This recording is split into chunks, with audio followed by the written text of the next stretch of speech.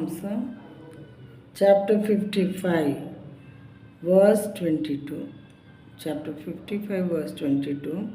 Cast your burden on the Lord and he will sustain you.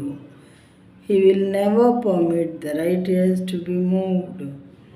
నీ భారం యెహోవా మీద మోపుము, ఆయనే నిన్ను ఆదుకొనును.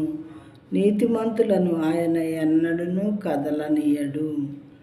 దీని మీనింగ్ ఏంటంటే, మనకున్నటువంటి భారము, బాధ, ఇరుకు, ఇబ్బంది, మరి హృదయ వేదన ఏదున్నా సరే నీ భారము యెహోవా మీద మోపుము.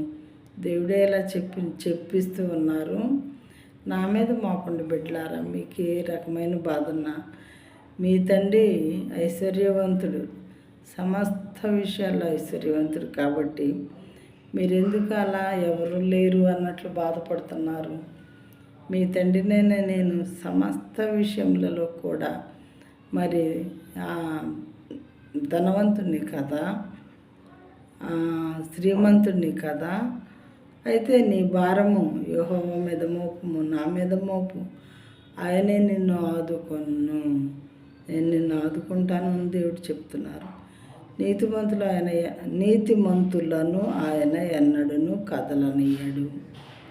నీతిగా మనం జీవిస్తే దేవుడు మనకు ప్రతి విషయంలోనూ సహాయం చేసే తండ్రిగా ఉంటారట.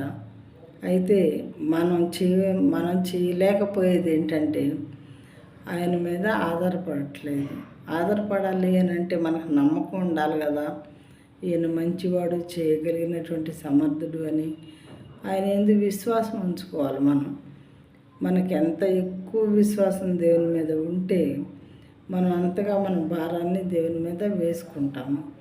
ఎప్పుడైతే మనం విశ్వాసంతో దేవుని పాదాల దగ్గరికి వెళ్ళి ఆయన మీద మన భారాన్ని మోపుతాము, ఇదిగో తండ్రి ఈ బాధ వచ్చింది, ఆ బాధ వచ్చింది, మీరు నన్ను ఆదుకోవాలి, నాకు సహాయం చేయాలని మనం హృదయపూర్వకంగా దేవునికి మొరపెట్టినట్లయితే ఖచ్చితంగా దేవుడు మనల్ని ఆదుకునే వారుగా ఉంటారు.